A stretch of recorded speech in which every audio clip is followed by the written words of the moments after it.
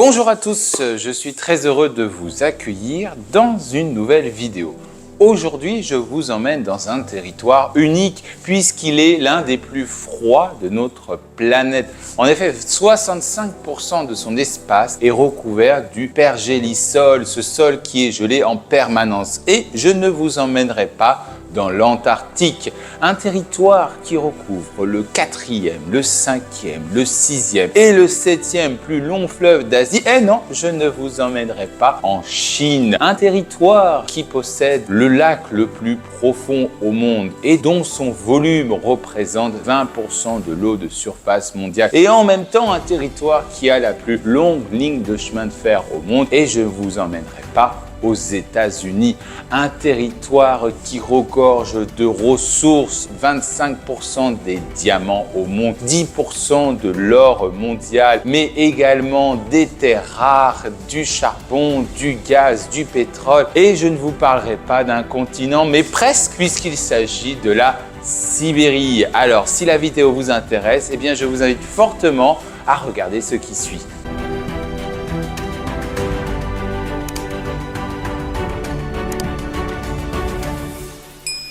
La Sibérie est la région russe d'Asie de 13 millions de kilomètres carrés, soit 77% de la superficie de la Russie. Autrement dit, si la Sibérie devenait indépendante, elle serait le plus grand pays au monde puisque la Russie se verrait privée de ce territoire. Il a pour voisin à l'ouest la Russie de l'Oural, que nous avons vu, au sud le Kazakhstan, pour laquelle j'ai dédié une vidéo, et ensuite nous avons la Mongolie, la Chine, la Corée du Nord, d'ailleurs c'est sa plus petite frontière pour la Russie, 19 km, le Japon et au-delà du détroit de Bering, les États-Unis via l'Alaska. Le nom Sibérie vient de Sibir qui signifie en langue turco-mongole soit des marais, soit des terres riches. Regardons plus en détail le relief. Commençons par l'extrême-orient, tout à l'est, où on peut d'abord citer la chaîne centrale. Alors c'est une chaîne de montagnes qui est située sur la péninsule du Kamtchatka et qui est composée de volcans recouverts de petits glaciers. Son point culminant est Linchiski à 3621 mètres et le Kliochevskoï, le mont culminant à 4688 mètres. D'ailleurs, c'est le mont le plus élevé de notre région ou en dehors du Caucase. En parallèle, vous avez une autre chaîne de montagnes moins élevée qui parcourt cette péninsule qu'on appelle la chaîne orientale. Ils font partie de la ceinture de feu du Pacifique. Voyez notre vidéo sur les Philippines. Au nord de cette péninsule, on retrouve les monts des Koryak, une chaîne de montagnes dont l'altitude moyenne se situe entre 1000 et 1500 mètres avec quelques pics dépassant les 1800 mètres. Au nord-est de la Sibérie orientale, on a les monts Anadyr, peu élevés, localisés près de la mer de Bering. Puis, au sud de cette chaîne sont localisés les monts de la Kolyma, dont les sommets modestes culminent à 2000 mètres d'altitude. À l'ouest de cette chaîne sont présents les monts Tcherski, qui s'étendent sur une longueur de 1000 km. Enfin, entre les deux, vous avez les monts de la Moma, une chaîne de 2533 mètres. À l'ouest des monts Tcherski se trouvent les monts de Verkhoyansk, qui forment un grand arc de 1200 km de long entre les fleuves Lena et Aldan à l'ouest et la rivière Yana à l'est. Le point culminant se situe à 2959 mètres. On y enregistre les records mondiaux de froid hors Antarctique, les -50, -60 et surtout au niveau du plateau d'Omiakon qui est localisé entre les monts Tcherski et les monts Verkhoyansk. Au sud de l'extrême-orient, on trouve la cordillère de Sikhote-Alin qui s'étend sur 900 km au nord-est de Vladivostok, dont les sommets les plus élevés sont les monts Tordoki-Imani à 2077 mètres et Ko à 2003 mètres. Puis les monts Stanovoï qui s'étendent entre les régions de l'Amour et la mer d'Okhotsk sur une longueur de 720 km, séparant les bassins de Lena au nord et celui de l'Amour au sud. Le point culminant est le mont Skalisti à 2482 mètres. Ensuite, au sud-ouest, on retrouve les monts Yablonovi qui se situent au nord-est de la Mongolie et qui font la jonction entre les monts Stanovoï et le lac Baïkal. Ils font face au mont Baïkal, un autre massif qui lui est situé en fait sur la rive nord-ouest du lac Baïkal. Son point culminant est le mont Sokondo à 2450 mètres d'altitude. Au nord, on peut nommer le plateau de Sibérie centrale, une région de plateau peu élevée située entre la plaine de Sibérie occidentale et les monts de Verkhoyansk, délimités à l'est par le Lena. À l'ouest du lac Baïkal, on a les monts Sayan, une une chaîne de montagnes composée du Sayan oriental qui s'étend sur 1000 km avec le Kızıl Taïga à 3121 mètres comme point culminant et le Sayan occidental avec le Munku Sardu qui lui est à 3491 mètres d'altitude et le mont Sayan va en fait s'étendre jusqu'au massif de l'Altaï sur près de 500 km. Au sud du Sayan occidental, on retrouve les monts Tanu Ola dont son plus haut sommet est à 3000 mètres d'altitude et enfin au niveau du relief, l'Altaï dont environ un tiers se situe sur le territoire russe. Regardez les vidéos sur le Kazakhstan et le Xinjiang, j'avais déjà mentionné l'Altaï, mais dont le mont Belouka à 4500 mètres d'altitude se trouve sur le territoire russe. Et d'ailleurs, il s'agit du deuxième sommet le plus élevé de notre région et aussi de la Russie en dehors du Caucase. Toutes ces montagnes donnent naissance à un certain nombre de fleuves qui se jettent soit dans l'océan Arctique, soit dans l'océan Pacifique.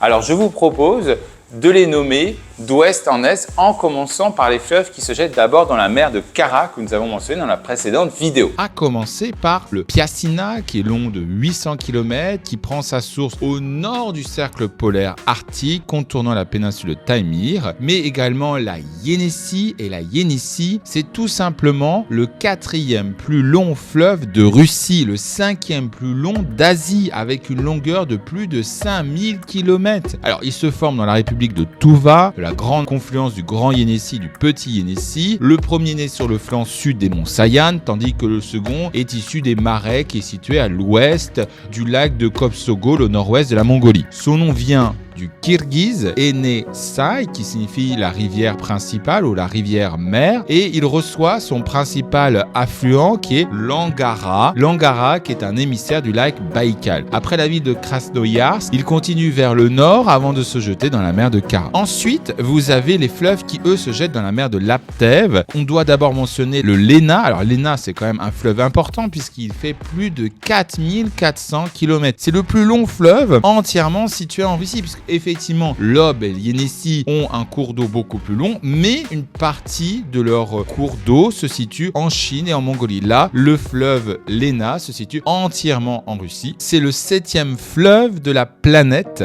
par la taille de son bassin. Donc c'est quand même quelque chose d'important. Son nom vient, lui, du dialecte Tungouz, qui signifie rivière, en fait. Elle est située dans la République de Sakha ou de Yakoutie, et la Lena va séparer le plateau de Sibérie centrale des monts Verkhoyansk, que nous avons mentionné dans la précédente vidéo. Il prend sa source dans les monts Baïkal, à 12 km seulement de l'ouest du lac Baïkal, et le fleuve est navigable, même s'il est pris dans les glaces d'octobre à juin. Vous avez le Katanga, qui a 1636 mètres. Vous avez également l'Anabar, à 939 mètres. Son bassin contient les plus importants gisements de diamants du monde après ceux d'Afrique et d'Australie. Il faut aussi mentionner l'Olienok, qui est le 7e plus grand fleuve de Russie avec plus de 2000 km, uniquement localisé dans le nord-est de la Sibérie. Il prend sa source dans le plateau de Sibérie central. Et enfin, vous avez la Yana. Et la Yana, c'est un fleuve de Sibérie qui lui arrose principalement la République de Sakha et sa longueur est de 1500 km. Le bassin de la Lana, c'est là où vous allez trouver le pôle froid de la Russie avec des températures pouvant atteindre les moins 67 degrés. Ensuite, en numéro 3, nous devons citer les fleuves qui se jettent dans la mer de Sibérie orientale. On peut citer l'Indigirka, 1726 km. On peut citer l'Alazeia, long de 1600 km. Et le Kolyma, long de 2000 km. D'ailleurs, le Kolyma, c'est le 4e fleuve de Russie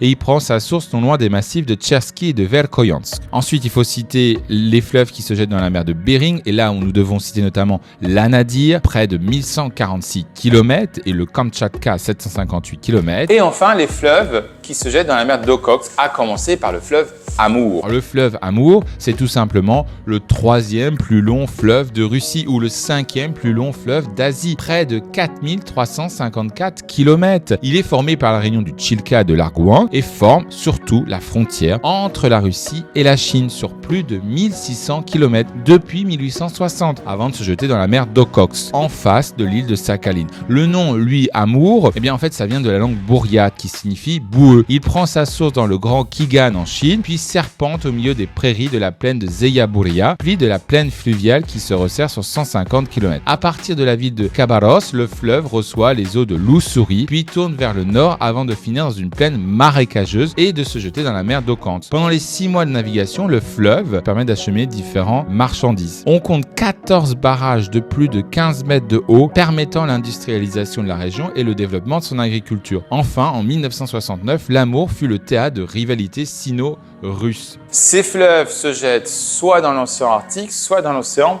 Pacifique, à commencer par la mer de Laptev. La mer de Laptev doit son nom aux explorateurs russes Dimitri et Khariton Laptev, deux cousins qui ont en fait exploré et cartographié ces côtes au XVIIIe siècle. Elle est délimitée à l'ouest par la péninsule de Taimyr, au nord-ouest par les îles majeures de la Terre du Nord qui la séparent de la mer de Kara que nous avons mentionné dans la précédente vidéo, et à l'est par l'île de Kotelny et les îles de la Nouvelle-Sibérie. Elle est en général navigable d'août à septembre et reçoit les eaux de l'Alena et du Khatanga. Un peu plus à l'est de la mer de Laptev, on retrouve la mer de Sibérie orientale. Cette mer est comprise entre l'archipel de Nouvelle-Sibérie au nord-ouest et l'île Wrangel à l'est.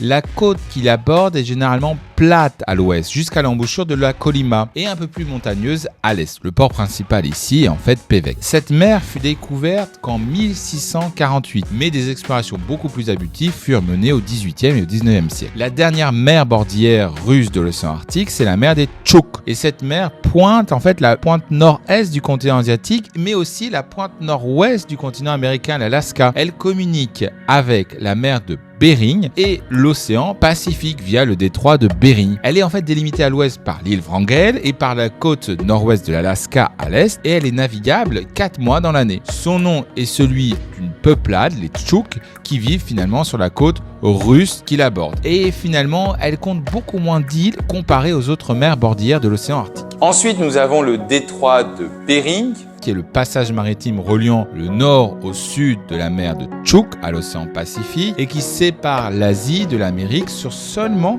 83 km. Sa longueur du nord au sud à près de 200 km et c'est justement il y a 20 000 ans que lorsque le niveau de cette mer était beaucoup plus bas qu'aujourd'hui, et bien que des tribus sibériennes l'ont franchi pour peupler le continent américain. Regardez la vidéo sur le Groenland. De même que les espèces animales comme le fameux bison d'Amérique qui était originaire d'Asie du Sud. Il doit son nom à l'explorateur danois Vitus Bering qui a traversé ce détroit en 1728. En effet, à la demande de Pierre le Grand, Bering était chargé de déterminer si l'Alaska et la Sibérie étaient reliées ou non entre elles. Depuis 1867, la ligne de changement de date passe au milieu du détroit depuis l'achat de l'Alaska par les États-Unis, parce que ce territoire faisait partie de l'Empire russe. C'est une autre histoire qu'on parlera plus en détail dans une autre vidéo. Pendant la guerre froide, la frontière était fermée alors que les peuples autochtones avaient l'habitude de le traverser pour rendre visite à leurs proches. On l'appellera d'ailleurs le rideau de glace en référence au rideau de fer qui coupait l'Europe. Et enfin, il nous faut mentionner les 3 dernières mers russes qui bordent l'océan Pacifique, à commencer par la mer de Bering, qui est située entre le Tchoukotka et le Kamtchatka à l'ouest et l'Alaska et les îles Aléoutiennes. Elle est une des mers les plus poissonneuses au monde. Nous devons également citer la mer d'Okhotsk, qui est une mer située entre la côte de l'oblast de Magadan et la péninsule du Kamtchatka au nord-est. Elle tire son nom d'Okhotsk, qui était en fait la plus ancienne ville russe de la région, qui elle-même tire son nom du fleuve d'Okhotsk. Et enfin la mer du Japon, dont nous reparlerons un peu plus en détail. Après les montagnes, les fleuves et les mers, il nous reste à parler des îles, du lac et du climat. Et par les îles, nous devons d'abord commencer par l'île Sakhaline. Avec 72 000 km² et 500 000 habitants, est tout simplement la plus grande île russe, riche en ressources naturelles. Elle est voisine de l'archipel des îles Kouril, qui est un archipel volcanique de 18 000 habitants, qui fait l'objet d'un litige territorial avec le Japon, et les Komandorsky, qui sont la partie occidentale des îles Aléoutiennes et qui est donc la région russe la plus proche des États-Unis. Côté arctique, on retrouve l'île de la Terre du Nord, les îles de la Nouvelle-Sibérie et l'île Wrangel, toutes inhabitées, mais dont la dernière est classée au patrimoine de l'UNESCO pour sa biodiversité exceptionnelle. La Russie possède un tiers de tous les lacs mondiaux, soit 350 000 km². En premier lieu, on peut citer le lac Baïkal, la plus grande réserve d'eau douce mondiale, 20% de toute l'eau douce de surface de la planète, soit plus que tous les grands lacs d'Amérique du Nord. Il est aussi le lac le plus profond au monde, 1,7 km de profondeur. Il est aussi grand que la Belgique et il est le deuxième plus grand lac d'Eurasie après la mer Caspienne. Enfin, il est aussi le plus ancien lac au monde. On peut également citer le lac Taimyr qui est situé dans la péninsule de Taimyr. Il est recouvert de glace de la fin septembre à juin. Le lac Kangka situé entre la province chinoise de Heilongjiang et le kraï de Primorié. L'eau est tellement limpide qu'on appelle ce lac l'émeraude du Nord. Et enfin le lac Ousnour qui est en fait un lac partagé entre la Russie et la Mongolie. L'altitude moyenne de la Sibérie est comprise entre 200 et 300 mètres d'altitude avec de véritables différences entre les plaines que nous avons mentionnées et les zones montagneuses. Le climat est effectivement subarctique dans la plaine de Sibérie occidentale, subarctique très froid au plateau de Sibérie centrale, subarctique avec des étés secs dans les monts Altaï au mont Stanovoï, subarctique avec des étés humides dans le bassin de l'Amour à la frontière chinoise et enfin continental dans l'île de Sakhaline et le kraï de Primorié. Enfin, concernant la végétation, au nord de la Sibérie on trouve la toundra qui est une formation végétale située dans les zones à climat froid, polaire ou montagneuse. La toundra est généralement composée d'herbes, de lichens, de mousses et de diverses variétés d'arbrisseaux. C'est aussi dans la toundra que l'on retrouve le pergélisol, des sols qui ne dégèlent qu'en surface. Puis plus au sud, on a la taïga que nous avons déjà mentionné. D'ailleurs, la Russie possède 20% des forêts mondiales, donc 80 à 90% des forêts russes sont en Sibérie ou en Extrême-Orient. Concernant la géographie humaine, la population de la Sibérie est de seulement 43 millions d'habitants. Elle est majoritairement urbaine puisque 75% vivent en ville contre 25% dans les zones rurales. Alors intéressons-nous plus en détail aux villes, à commencer par la ville de Novosibirsk. La ville de Novosibirsk, c'est la plus grande ville de Sibérie, la troisième plus grande ville de Russie avec 1,6 million d'habitants. Fondée en 1893 comme point de passage du transsibérien sur le fleuve Ob, elle fut nommée originellement Novo-Nikolaïevski, qui veut dire le nouveau Nicolas, en l'honneur du tsar Nicolas II, avant de prendre son nom actuel en 1926, Novosibirsk, qui signifie la Nouvelle Sibérie. La ville se développe en tant que centre commercial, industriel et de transport important. Pendant la Seconde Guerre mondiale, comme pour l'Oural, elle reçut de nombreuses usines délocalisées du centre et de l'ouest de la Russie. Puis nous devons mentionner Krasnoyarsk. C'est la deuxième plus grande ville de Sibérie, fondée en 1628. Elle était en fait un fort frontalier contre les attaques des peuples autochtones vivant près de la Yenisseï. L'arrivée de la route sibérienne dans les années 1730 a permis l'essor de cette ville. Puis à la fin du 19e siècle, ce développement s'est poursuivi avec la découverte de l'or et du chemin de fer. La ville était aussi un lieu où on déportait les exilés. Sous la période soviétique, elle accueillit de nombreuses usines et devint un grand centre de production d'aluminium pour la Russie. Puis nous devons mentionner Omsk. Omsk, c'est la troisième plus grande ville de Sibérie et la dernière avec plus d'1 million d'habitants. Elle tire son nom de la rivière qui la borde, l'Om. Fondée en 1716 comme forteresse sur l'Irtych, Omsk a été motivée pour renforcer la route commerciale vers la Chine. Mais à mesure que la frontière reculait, son importance militaire diminua. La forteresse fut détruite, mais la ville se revitalisa avec le transsibérien dans les années 1890. Des consulats étrangers émergèrent dans la ville pour représenter leurs intérêts commerciaux. Après 1917, les bolcheviks ont préféré Novosibirsk, encourageant le transfert des fonctions militaires, administratives et culturelles d'Omsk vers cette ville. Mais avec la Seconde Guerre mondiale, la ville a accueilli aussi les usines délocalisées de l'ouest russe et devint aussi un centre industriel majeur, en plus de la découverte du pétrole. Enfin, nous devons citer deux villes de l'extrême-orient russe, Vladivostok, qui est située près de la Corée du Nord. La ville fut fondée en 1860. Il s'agit du plus grand port russe sur le Pacifique depuis 1872 et il est le terminus du transsibérien. Un habitant sur 3 vit de l'importation de voitures japonaises. Elle a accueilli le sommet de l'APEC en 2012 qui permit une modernisation de ses infrastructures existantes, comme par exemple l'aéroport ou la construction de 2 ponts. Et Khabarovsk, Qui est tout aussi grande et peuplée que Vladivostok et qui se trouve sur le fleuve Amour. La ville profite notamment du commerce transfrontalier avec la Chine. Et enfin, les autres villes sont à nouveau sibériennes, notamment Irkoutsk, qui est la capitale de l'oblast du même nom, qui se situe sur l'Angara, qui est à quelques kilomètres du lac Baïkal. Elle est située sur la route menant la Russie à la Mongolie, où l'Ambator n'est qu'à 500 km. Et à partir de 1825, la ville devint un lieu d'exil, notamment les décembristes, et elle a été reliée par le chemin de fer, gagnant le surnom de Paris de la Sibérie. Au XXe siècle, la ville était un centre majeur de fabrication d'avions et un lieu touristique grâce au lac Baïkal. puis Tomsk, Elle est fondée en 1604, donc il s'agit de l'une des plus anciennes villes de Sibérie. C'est aussi l'une des seules grandes villes à ne pas se développer en raison du transsibérien, car il aurait été trop coûteux et la ville étant trop éloignée. Mais grâce alors, elle redevint un centre d'édition important, surnommé l'Athènes de Sibérie, avec sa population estudiantine. Elle accueillit aussi la première centrale nucléaire soviétique, puis Kemerovo, qui est située à l'est de Novosibirsk, qui est en fait le chef-lieu de l'oblast homonyme de Kemerovo. Elle est aussi la capitale du bassin de Kouznets, qui est le plus grand gisement de charbon de Russie, qui abrite 40% des réserves russes. et enfin Barnaoul. Qui est située au sud de Novosibirsk, qui est le centre du kraï de l'Altaï. La ville fut fondée au XVIIIe siècle par les Demidov que j'avais mentionnés pour développer la production de cuivre et d'argent. Enfin, on s'y peut nommer Chita, Yakoutsk ou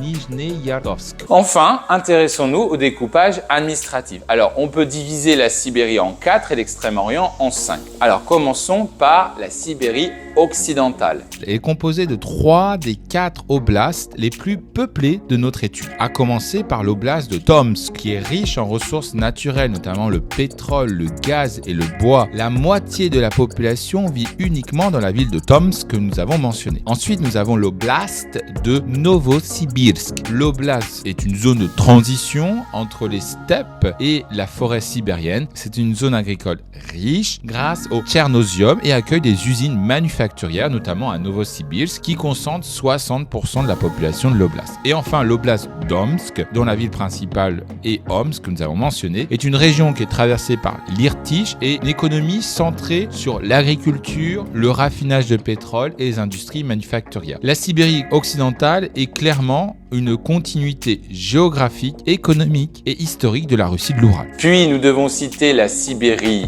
centrale, qui est composé du kraï de Krasnoïarsk, 2,4 millions de kilomètres carrés. C'est le deuxième plus grand sujet de la Fédération de Russie. Il a la taille de l'Algérie, le plus grand pays africain. Il s'étend de la taïga sibérienne aux régions arctiques. Il fait partie du plateau de la Sibérie centrale et il est traversé par le fleuve Yenisei. Il est riche en ressources naturelles et au nord abrite un important centre à Norilsk, très important puisque Norilsk concentre 90% des ressources de nickel de Russie, faisant de la Russie le 3e producteur mondial de nickel au monde et 70% des ressources de cuivre de Russie. Mais c'est aussi le 7e district russe le moins peuplé. Vous avez ensuite la République de Touva qui est située au sud de ce kraï. Elle est située entre les montagnes Saïn et l'Altaï et elle est frontalière de la Mongolie. Il s'agit d'une région plutôt isolée qui vit de l'élevage et des minerais comme le charbon et l'or. Elle est l'un des districts les moins peuplés de Russie. Et enfin, l'oblast d'Irkoutsk, qui est le 5e plus grand district russe par sa taille, qui a la taille de la Turquie, où on retrouve le lac Baïkal. C'est un important centre économique grâce à ses ressources en bois, en charbon et en énergie hydroélectrique. La Sibérie centrale, c'est tout simplement une région de contraste entre des pôles économiques majeurs comme Krasnoïarsk avec Norilsk, bien reliés avec le transsibérien, ou les fleuves Yenisei et l'Angara, et en même temps avec des régions beaucoup plus reculées comme la République de Touva. Ensuite, nous avons la Sibérie méridionale avec la République de Khakassie qui est située au sud du bassin du fleuve Yenisei, entourée par les montagnes des Sayan qui sont riches en ressources naturelles, notamment le charbon, l'or, le fer. Elle produit de l'hydroélectricité. Enfin, ces steppes et ces montagnes attirent des touristes. Vous avez ensuite la République et le kraï de l'Altaï qui est une région de transition entre les steppes kazakhs et les montagnes de l'Altaï. La République étant la partie la plus montagneuse, elle a gardé une composition ethnique avec les Altaïens, tandis que le kraï, lui, est situé dans une plaine agricole beaucoup plus riche, beaucoup plus peuplée avec une majorité de Russes. Et enfin, l'oblast de Kemerovo-Kuzbass, qui est connu pour être l'un des plus grands bassins houillers de Russie, l'un des piliers économiques de la région. Donc si vous voulez, la Sibérie méridionale est une région de contraste entre des zones agricoles, des paysages naturels et des centres industriels majeurs. Et enfin, pour terminer sur la Sibérie, il faut mentionner la Sibérie orientale, qui est composée de la République de Bouriatie, qui est située de l'autre côté du lac Baïkal, qui marque la transition entre la Sibérie orientale et les régions frontalières de la Mongolie. Culturellement, ici, vous avez les Bouriates, que nous allons parler beaucoup plus en détail dans le diapositive suivant. Vous avez également la République de Sakha ou de Yakoutie, qui est le plus grand district russe, plus de 3 millions de kilomètres carrés, presque 20% de la taille de la Russie, ou si vous voulez, tout simplement la taille de l'Inde. C'est l'une des régions les plus froides de la planète, avec moins de 50 degrés, mais on y retrouve des ressources naturelles comme l'or,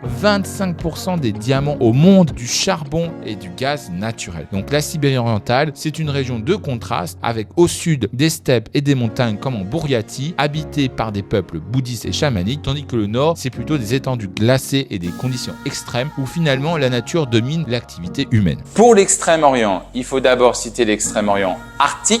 Alors vous avez d'abord les districts de Tchoukotka et l'oblast de Magadan, qui est en fait une région caractérisée, comme vous avez bien compris, par son climat rigoureux et sa faible population. Par exemple, ces deux districts sont les deuxième et troisième districts les moins peuplés de toute la Russie. Mais son économie dépend beaucoup de l'exploitation des ressources naturelles. Puis l'Extrême-Orient frontalier entre la Chine et la Mongolie. Alors là, effectivement, vous avez le kraï de Transbaïkalie, qui est en fait la transition entre la Sibérie orientale et l'Extrême-Orient. Son économie est dominée par les mines d'or, le charbon, l'uranium et la sylviculture, effectivement, en raison de ses nombreuses forêts. Vous avez l'oblast de l'Amour, dont l'économie est tournée vers l'agriculture et le commerce transfrontalier avec la Chine. L'oblast autonome juif du Birobidjan, qui est très intéressant, qui est une région agricole et industrielle le long de l'Amour, mais qui a été aussi envisagée comme un foyer national juif dans les années 1930. C'est pour cela que le yiddish est langue officielle. Il est le quatrième district de Russie le moins peuplé. Donc l'extrême-orient frontalier est plutôt une zone clé pour les relations économiques entre d'une part la Russie et d'autre part la Chine et la Mongolie. Puis l'extrême-orient maritime, qui lui est composé du kraï de Khabarovsk, qui est l'une des régions fluviales traversées par l'Amour avec des plaines alluviales et des zones forestières. Son territoire est plus grand que la Turquie, quatrième plus grand district russe, une économie axée sur la pêche, l'exploitation forestière et les industries de transformation. Vous avez le kraï de Primorié, qui est une région tempérée avec des ports stratégiques comme Vladivostok et l'accès à la mer du Japon. Et enfin, l'oblast de Sakhalin, qui est situé au nord du Japon, et l'archipel des Kourils, un groupe de petites îles allant jusqu'à la péninsule du Kamtchatka. Elles sont riches en pétrole et en gaz offshore. Les îles ont été japonaises et ont toujours été revendiquées. Enfin, le kraï du Kamtchatka, sur la péninsule du Kamtchatka, qui est composé de 160 volcans, dont certains actifs. Donc si vous voulez, l'extrême-orient maritime, elle est essentielle pour la Russie, notamment pour son accès à l'océan Pacifique, de ses ressources maritimes et offshore et de ses ports stratégiques. Concernant le tourisme, en dehors des villes que nous avons déjà mentionnées, on peut citer les paysages de la Doria qui sont situés en Sibérie. Ces paysages comprennent des prairies, des forêts, des zones humides, abritant une faune variée dont des espèces menacées comme la grue à cou blanc. Le parc naturel des colonnes de la Lena, ce site est connu pour ses immenses formations rocheuses en forme de colonnes qui bordent le fleuve Lena en Sibérie orientale. Le plateau de Poutorana, une région montagneuse isolée de Sibérie qui est célèbre pour ses vastes plateaux, ses cascades et ses lacs glacés. Le bassin d'Ouvsnour, un bassin salé partagé entre la Russie et la Mongolie qui est un habitat crucial pour la faune migratoire et des paysages désertiques spectaculaires. Les montagnes dorées de l'Altaï, une chaîne de montagnes impressionnantes située en Sibérie, connue pour sa biodiversité unique et ses paysages alpins magnifiques. Le Sikoté Aline central, une région montagneuse recouverte de forêts primaires, abritant notamment des tigres de Sibérie et une grande diversité d'espèces endémiques. Les volcans du Kamtchatka, qui est une région spectaculaire du Kamtchatka, célèbre pour ses volcans actifs, ses geysers et ses paysages lunaires uniques. Et enfin, le lac Baïkal, on te rappelle, qui est le lac le plus profond et le plus ancien du monde. La langue officielle de la Sibérie est naturellement le russe. Et il l'est à la fois pour les républiques, les kraïs et les oblasts. Mais il faut également noter un certain nombre de langues minoritaires. Et parmi celles-ci, nous devons noter les langues de la famille altaïque. Alors, dans la famille altaïque, on l'a déjà mentionné dans d'autres vidéos, ici vous avez tous les représentants. D'abord, vous avez les langues turcisées. Alors, les langues turcisées du groupe Kipchak, telles que le kazakh. Dans notre territoire, ça va être par exemple le tatar de Sibérie, mais également les langues turcisées de Sibérie. Notamment, la langue la plus importante ici, ça va être le yakoute. Le yakoute, c'est la langue officielle de la République de Yakoutie. Elle est parlée par plus de 450 000 locuteurs. Et puis, vous avez d'autres langues turcisées, notamment le touvain, qui est la langue officielle de la République de Touva, le kakas, qui est la langue officielle de la Khakassie, et l'altaïen, qui est la langue officielle de la République de l'Altaï. Et puis vous avez les langues mongoles, et là en l'occurrence vous avez le bouriate, qui est aussi une langue parlée par 370 000 locuteurs, qui est la langue officielle de la République de Bouriatie. Et puis le dernier groupe, puisque c'est pour ça que je vous ai dit qu'il y a tous les membres de la famille altaïque dans la Sibérie, vous avez les langues toungouzes, et notamment l'éven. Mais il faut également parler des langues paléo-sibériennes, qui ne font pas partie de la famille altaïque, qui n'ont pas de lien entre elles, mais qui sont en fait des langues autochtones. Elles sont très peu parlées, mais on peut citer par exemple le tchouk. Et puis enfin, il faut mentionner que le yiddish, et non l'hébreu, est la langue officielle de l'oblast du Birobidjan. Alors, comment explique-t-on cette situation linguistique? Eh bien, là encore, c'est l'histoire qui va nous l'expliquer. À l'origine, vous avez 6 grandes cultures indo-européennes qui vont s'implanter sur le territoire qui nous concerne. D'abord, la culture Afanasievo, qui va de moins 3300 à moins 2500 de notre ère, qui est une culture archéologique de l'âge de bronze ancien. Elle est l'une des cultures les plus orientales issues des populations des steppes pontiques de la culture Yamna que nous avons mentionné dans la Russie de l'Oural et du Sud. Les populations de cette culture sont parfois associées à l'expansion des langues indo-européennes vers l'Est. Puis, nous avons la culture Okunev qui va, elle, de moins 2300 à moins 1700, qui est une culture archéologique aussi, qui succède à la culture Afanasievo et coexiste avec celle d'Andronovo. Elle était remarquable notamment pour son art riche et ses pratiques funéraires. Alors, la culture Andronovo est la troisième culture qui va de moins 2000 à moins 900,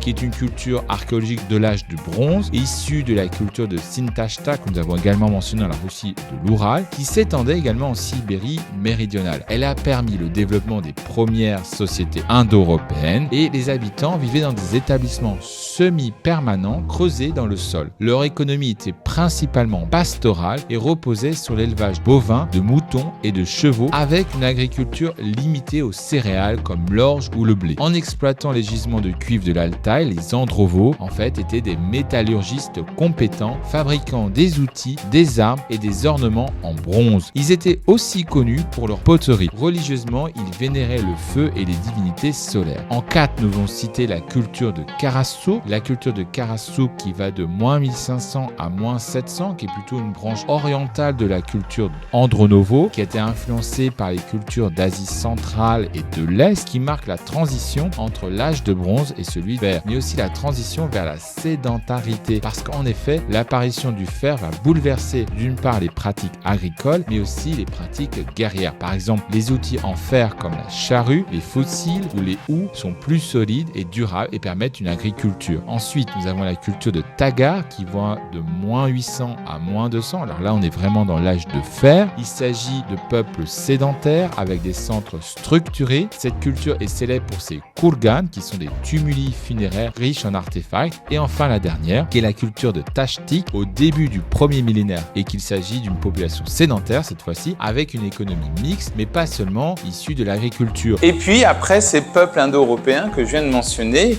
il faut citer effectivement l'arrivée de populations proto-turques, proto-mongoles, comme par exemple les Xiongnu au premier millénaire, puis les Xiangbei entre le 100 et 4e siècle, les Huanroi jusqu'en 560, les Gökturks du 6e au 8e siècle, le Khaganat d'Oïghour au 8e et 9e siècle et le Khaganat kirghize de Yenisei. Ce Khaganat qui remplace le Khaganat d'Oïghour va voir sa fin avec l'Empire mongol en 1207, dont son extension continua jusqu'à la dynastie des Yuan. Alors comme on l'a vu dans la précédente vidéo, la conquête de la Sibérie est menée au départ par le Cosaque Yermak Timofeyevitch qui annexa pour le compte de la Russie le Khanat de Sibir en 1598. Cette annexion est un véritable tournant puisque après cela, les populations autochtones qui occupaient le territoire sibérien n'avait pas les ressources militaires ni les capacités politiques pour mener une résistance contre l'expansion russe. On rappelle que cette conquête fut d'abord conduite par des acteurs privés, les Stroganov que nous avons mentionnés. Le Tsar prit le contrôle de la région pour des raisons économiques, géopolitiques et religieuses, et cette incorporation de vastes territoires renforce le prestige et l'étendue de la Russie, mais aussi des objectifs militaires sont à prendre en compte puisque la colonisation fut motivée par le désir de sécuriser les frontières orientales de l'Empire russe face à des puissances comme la Chine. De nouveaux revenus sont tirés de l'Oural et de la Sibérie, comme le tribut en fourrure, le yassak, ou l'exploitation des ressources naturelles, comme l'or ou l'argent, sont découverts, mais l'État russe ne disposait pas des moyens humains ou financiers pour administrer directement ces territoires aussi vastes et éloignés. C'est pour cela qu'il faisait souvent l'objet de délégations. Donc, la délégation de pouvoir était finalement une solution pragmatique. Et à qui le pouvoir russe déléguait? Eh bien, il le faisait aux Cosaques, qui étaient utilisés comme force bon marché, aux gouverneurs locaux, qui permettaient une administration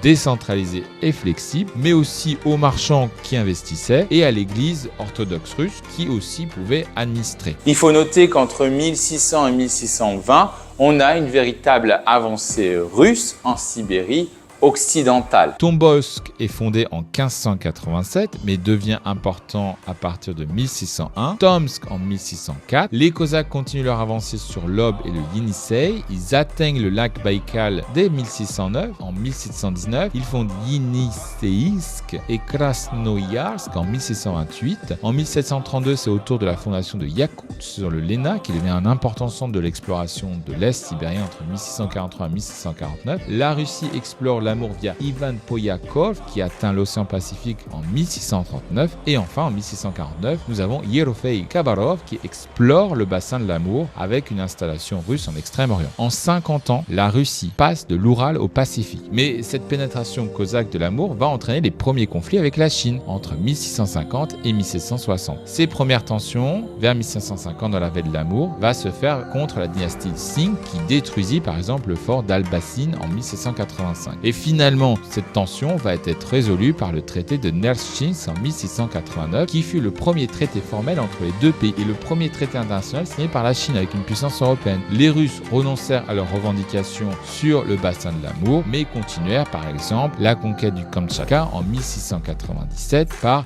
Vladimir Atlasov. Alors que le XVIIe siècle était un peu le siècle de la conquête, et bien là, vous voyez que le XVIIIe siècle sera un peu le siècle où on digère les conquêtes, notamment par une réorganisation administrative. On a la découverte du détroit de Bering, le développement de l'exploitation minière, l'installation de populations russes, le développement d'infrastructures comme la route Sibérie qui débute en 1730. Mais effectivement, cette avancée russe ne va pas se faire sans heurts. La plupart des populations autochtones cherchent à échapper à la soumission, soit par la fuite, soit par la résistance. Certains finissent par accepter par intérêt de survie de leur groupe, mais vers 1600, les populations autochtones de l'ensemble sibérien, qui étaient 300 000, se voient dépassées par le nombre de Russes en 1700 et d'après John Richard, un historien américain, les nouvelles maladies comme la variole vont affaiblir ces populations autochtones. D'autres peuples résistent comme la révolte des Yakoutes que l'on peut signaler au milieu du XVIIe siècle. Plus au sud, le commerce devient un aspect plutôt central des relations sino-russes. À Kiakhta, un poste commercial et une nouvelle route sont établis en 1727. Les Russes exportent essentiellement des fourrures, du textile et des métaux et importent du thé, de la soie et de la porcelaine. Et d'ailleurs, c'est ce traité de Kiakhta, signé en 1727, qui va finalement réaffirmer le premier traité, le traité de Nerchinsk, signé un siècle plus tôt. Puis enfin, les choses vont changer au XIXe siècle, puisqu'on passe d'une domination politique, économique,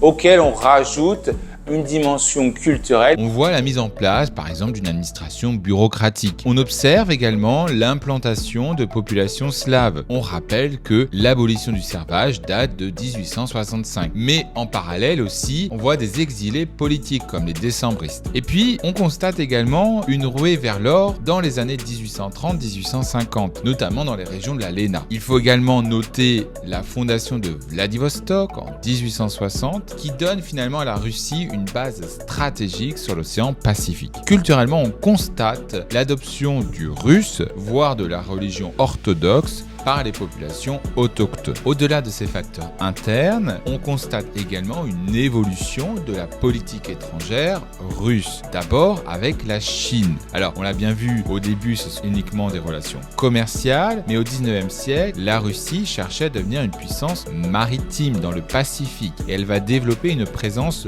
militaire. De plus, la Chine est affaiblie par les guerres de l'opium entre 1839 et 1860. Donc la Russie va en profiter. Et comment? Notamment par la signature de 2 traités. D'abord le traité d'Aïgoun de 1858 qui permet à la Russie d'obtenir le contrôle de la rive nord de l'Amour et 2 ans plus tard par le traité de Pékin de 1860 qui permet à la Russie d'accéder à la région maritime de l'Extrême-Orient et d'inclure Vladivostok. Au même moment, la Russie est défaite dans la guerre de Crimée et elle comprend donc qu'elle ne peut s'étendre vers la mer Noire. Ces 2 traités sont quand même très importants puisqu'elle permet à la Russie d'annexer un territoire grand de 1 million de kilomètres carrés sans avoir tiré un seul coup de feu. Après l'éviction de la Chine, se dresse un nouveau concurrent, un nouvel adversaire pour la Russie. Et bien ça sera le Japon et les relations avec le Japon vont évoluer puisque d'abord à la suite du traité de Pékin de 1860 et la construction de Vladivostok, la Russie s'étend donc sur la rive du Pacifique et le Japon, lui, depuis 1854, essaie et devint une puissance industrielle et militaire que nous verrons plus en détail sur une vidéo consacrée au Japon. Et donc,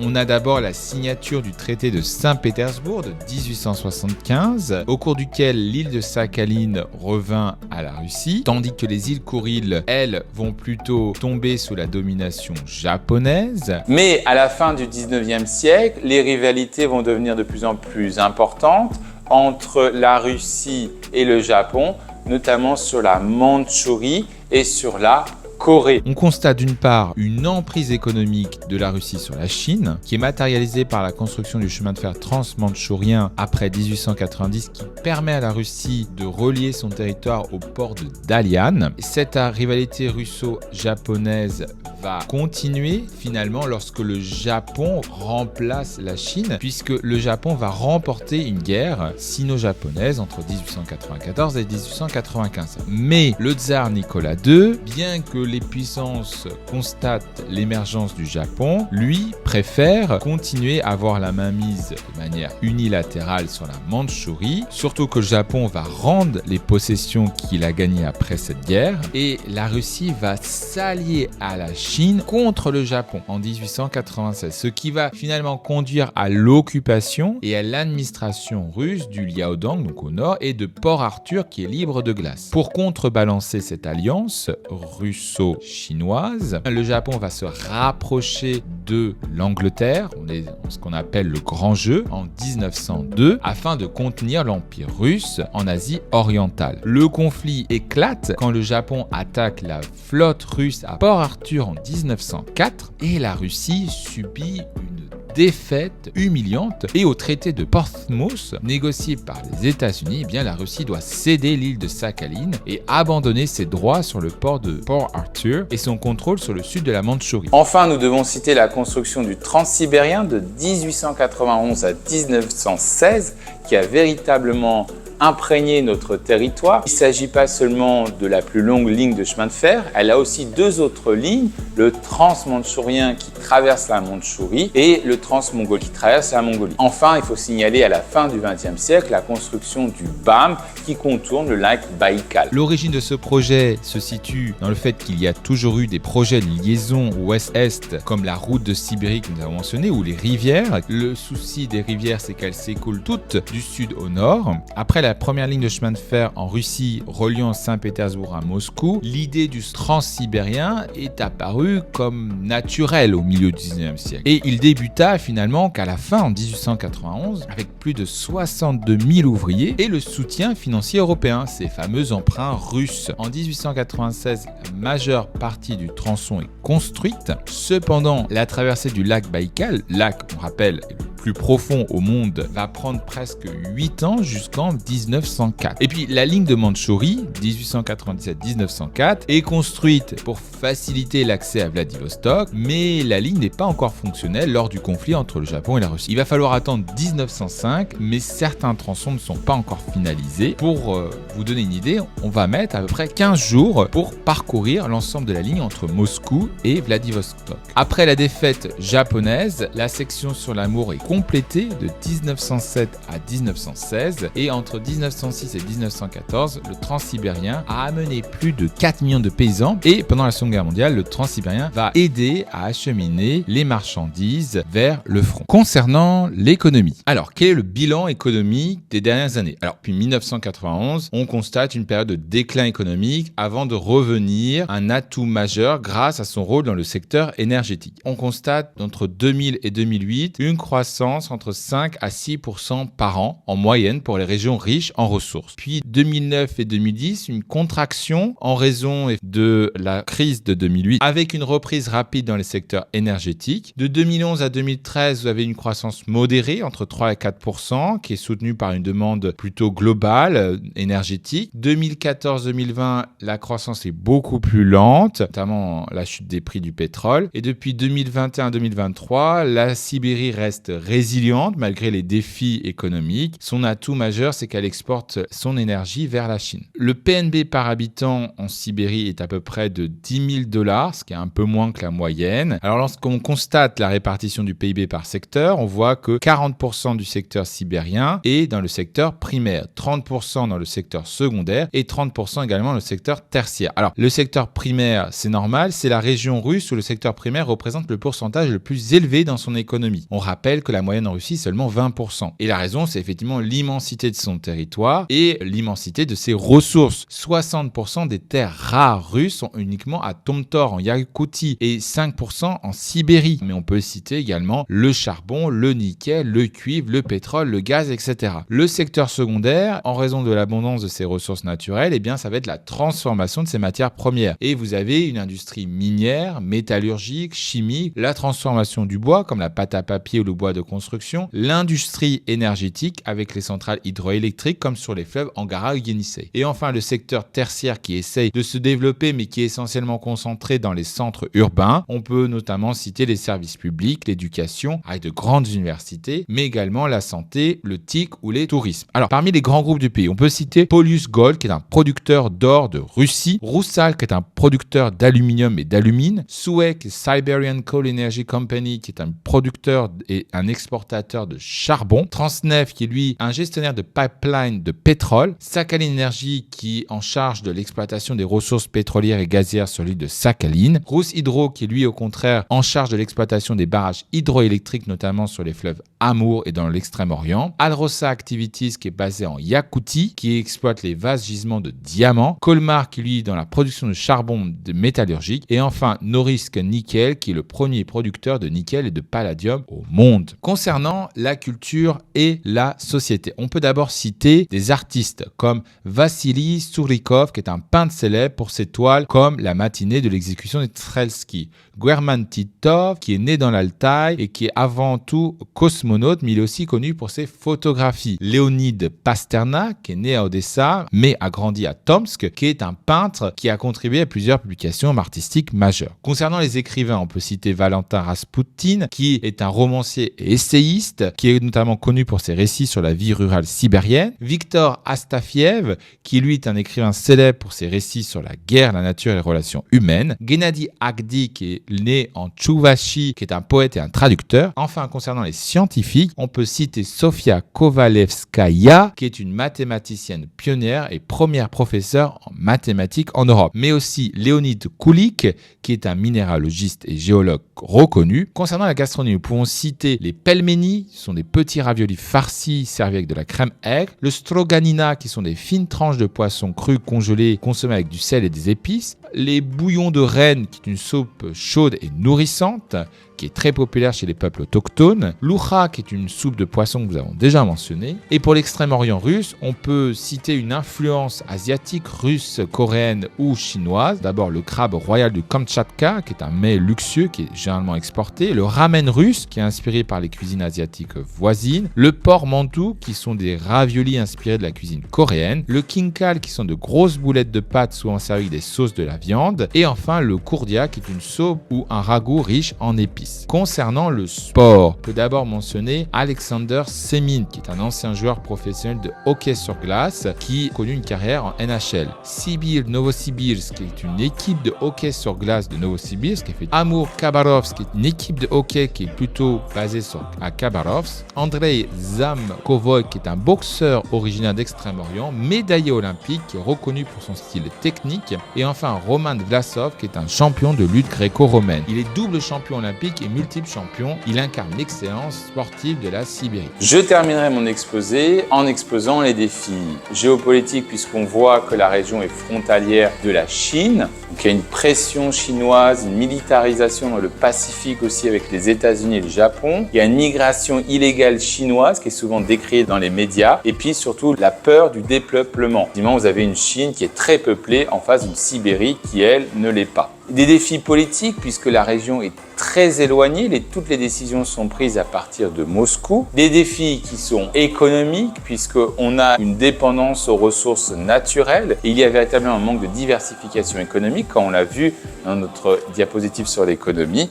Et enfin les défis environnementaux puisque effectivement la Sibérie en tant que région arctique froide avec le pergélisol est confrontée au réchauffement climatique. Voilà. Comme d'habitude, si vous avez aimé, n'hésitez pas à liker, à partager et à vous abonner. Quant à moi, je vous retrouve dans une prochaine vidéo. Merci à tous, au revoir.